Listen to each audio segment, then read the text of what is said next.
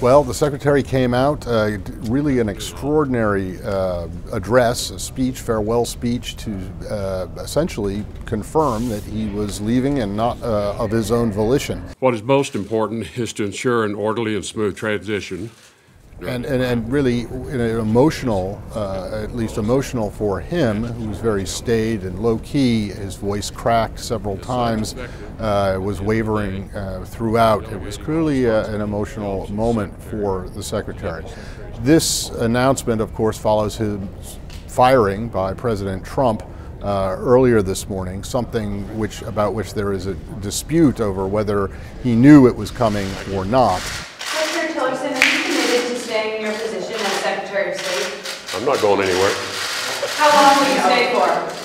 As long as the President lets me. Aides to Tillerson, including one who was fired very shortly after releasing a statement that said that the Secretary had intended to stay on in his job and had not been informed of the reason that he was being replaced.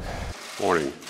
They tell a different story than what the White House officials tell, which is that the Chief of Staff, John Kelly, called Secretary Tillerson in Africa and told him that the President wanted to make a change and he should be prepared for it. So this all follows 13 months, almost 14 months of what had been intense on-again, off-again speculation that Trump was unhappy with his Secretary of State and that he wanted him replaced with someone who was a bit more like-minded. And we have the situation with Russia, where Secretary Tillerson just last night, as he was coming back from Africa, was very critical of Russia and the attack on the former Russian spy in the United Kingdom, whereas the White House had been much more muted on that point. Secretary-designate Pompeo has been critical of Russia, but not nearly as forcefully as Secretary Tillerson has been. So